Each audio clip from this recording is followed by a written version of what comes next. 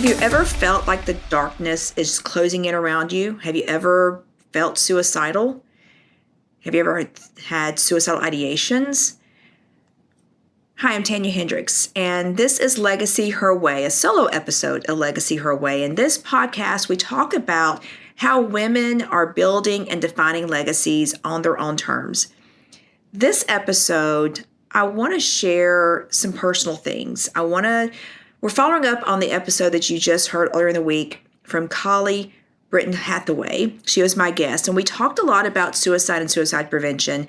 It was a heavy conversation. I admit that most of the podcasts are much lighter. We talk about a lot of business things. We do talk about self-care in several episodes through season 1 and season 2.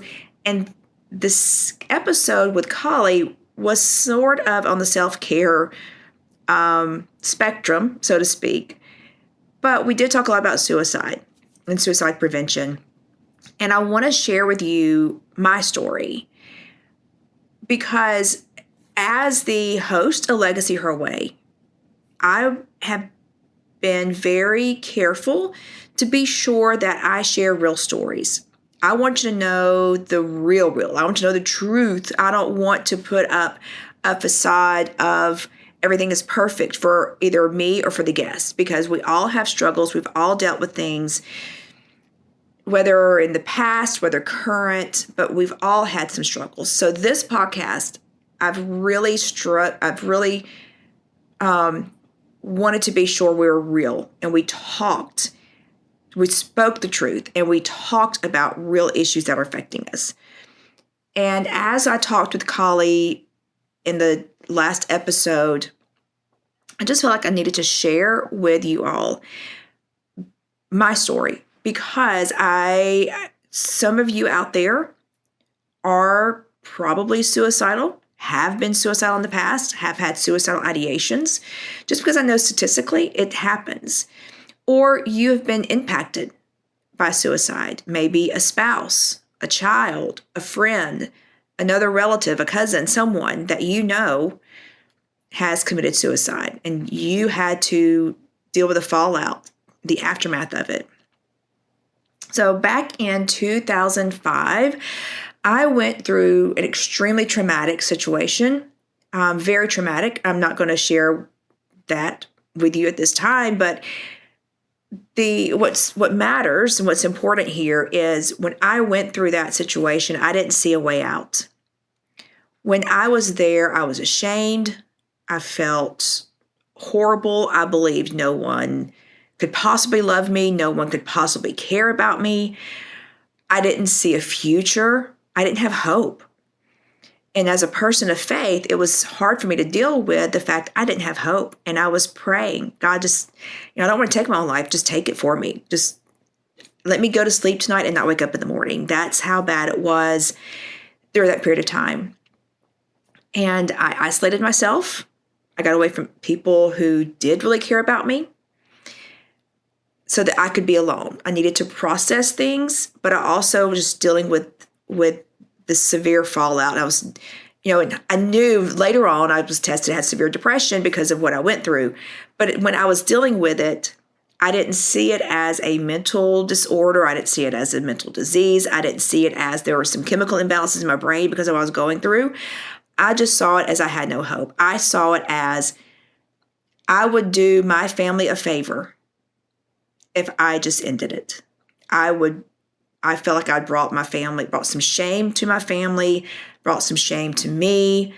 I didn't see a future. When oftentimes, and you probably have done this at points, you just start thinking about the future. Start daydreaming and you're thinking about the future. When I tried to think through the future and think about the future, all I saw was darkness. I saw no light. I saw nothing. It was all dark, just dark. And no other way to explain it. There's no light. We always talk about there's a light at the end of the tunnel. Well, I didn't see any light at the end of the tunnel. All I saw was darkness. I couldn't even consider that there'd be a future for me. I couldn't consider that things would get better. I was like, this is not going to get better. The situation will not get better. I have ruined my life. I have gone through this traumatic thing, and it has ruined me.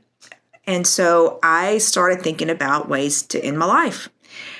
I journaled. I did all the things, journaling, trying to work through some of this. I was reading some books. I was reading the Bible.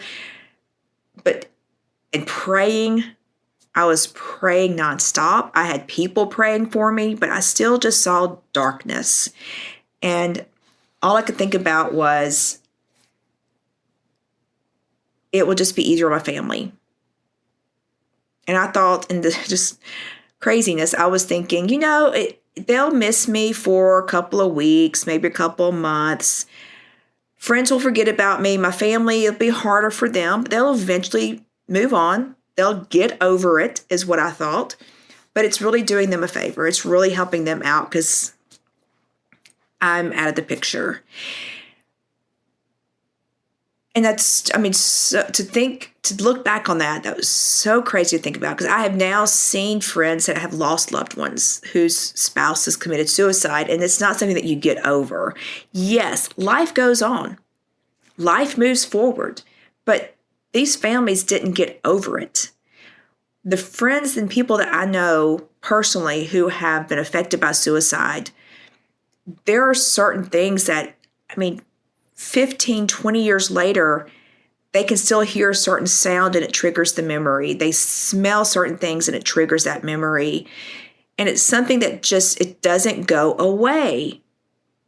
Yes, they have kept on living, but that heartache that they've had to deal with and live with because that person took their own life has not gone away. But at the time when I was going through this, I didn't think through that. I was thinking it's going to be better off. Everybody's going to be better off if I'm just not around. Everybody's going to be better off. Obviously, that's not the truth. But in that state of mind, that's the way it was. That's what I thought was going to be best. And so as I was journaling and trying to work through all this by myself, I just thought, okay, I'm going to end it. That was the only way I could see out. That was the only option. And I really, because I couldn't see a future. And so I did make a plan. I did write goodbye letters. And when I was writing a goodbye letter, I just was overcome with hysterics. I just crying, just hysterically, hyperventilating, crying, that type. And it was in that moment that I was given a vision. And it was of Jesus sitting on his throne. Everything was kind of like an iridescent. And Jesus's robe was just white, but it was iridescent, kind of a pink shade, a pink hue. And he was just sitting on his throne, elbows on his knees, head in his hands, and he was crying with me. Crying with me. And in that moment, all my religion, everything I'd been raised in, really came to life when I realized Jesus gets it. Jesus understands why I'm upset. Jesus understands what I've been through. He's faced some of the same things that I went through, the shame, the deception, the distrust. The people that turn their backs on him. He understands all those things.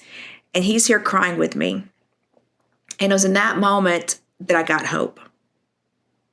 In that moment. And I can't say why that vision came to me, and it spared me from killing myself. It's the one thing I attribute to stopping me. Hands down, that was the one thing. And I don't know why that was given to me, and maybe some others did not get that, because I know people of faith who went forward with their plan and went forward and committed suicide. I can't say why that happened to me and why God gave me that opportunity, and maybe not others. But I know that's what stopped me. And I'm so happy that it did. It was still a struggle. After I had that vision, I called and got an appointment with a counselor. The counselor, when I talked with him, he was like, whoa. When I told him all, he's like, you got a plan? I was like, yeah. I told him what it was. Like, yeah, that would work. And he immediately was getting me help. He immediately made sure I talked with my doctor, got some medication, figured out there was a chemical imbalance happening because of all this, the trauma and the stress I was under. It's a real thing. It's a real thing, y'all. And so I went through counseling. I got the help that I needed. And just for those who may have struggled, may be struggling, and think there's no hope, there is hope. Because, and I want to give that to you, because in 2005, when I was looking to the future, I saw darkness, blackness, nothing. I mean, it was literally, I could not daydream because there was just nothing there. I thought I was going to be dead. I really did. Whether it was God would show mercy on me and take me, or I would take my own life. I just did not see a future at all. Legacy Her Way is proudly sponsored by Huntsville Estate Planning Lawyer, because legacy isn't just about wealth. It's about protecting your family, your vision, and everything you've worked for. Build boldly, preserve it wisely. But here's what's happened. That was in 2005. It's been almost 21 years now. And since that time, I have seen nephews come into the family. I've helped trafficking victims. I've helped domestic violence victims. I helped domestic violence victims get custody of their kids. I helped trafficking victims get off the streets. I have led people to Christ. I have done so many things that I would never have done had I committed suicide. I mean, just the dog. I mean, just to think about the dogs I've had since then. I had a Shar Pei. I had a Papillon. I've got a little Aussie mix. And my little Aussie mix was trained in search and rescue when she was little. These are some things that I would have never seen or done if I had died back in 2005. There are people's lives that I've impacted in ways I know about and ways I don't know about, simply because I chose to live. Even if I had not done all those other things with helping trafficking victims and domestic violence victims and sexual assault victims, and it's just the fact that I had a job, and in my job, my career, I impacted lives. You are denying, if you commit suicide, you are denying people your presence in the future. You don't know whether your story, your situation could help someone else in the future. And it will. We can all have it, whatever our story is, whatever our impact, whatever we've gone through can be of help to somebody else in the future. But if you're not there to help them, there may not be anybody to help them. If you're not the one there to give them hope, there may not be somebody else to give them hope. It may be your story that reaches them, that touches them. But not just that. I mean, your family is not better off without you. I know my family and loved ones would have been devastated, terribly devastated. Yes, life goes on, but that is a hurt that no one truly, really gets over. There are repercussions for generations for that. So if you think that it's better off for my family if I just leave here, it's not. You're denying your daughter or your son your presence as they grow up. You're denying your friend that friend as they grow up. I mean, think about some of your best friends and what it's going to do to them. Because your friends and your family go, what did I miss? What could I have said that would make them understand how much I love them and how much I want them here, and that we'll get through this together? because that's what happens when you take your own life. It's a path of destruction that you can't undo. And even though you think you're doing what's best for them, you're not. It's the total opposite. Total opposite. You have a life to live. You have a purpose. And it may feel like the darkness is closing in, but here's something I've learned. There is no darkness without light. You only understand and comprehend the dark because there is light. And so don't let the darkness closing in deprive you of the light, because it's there.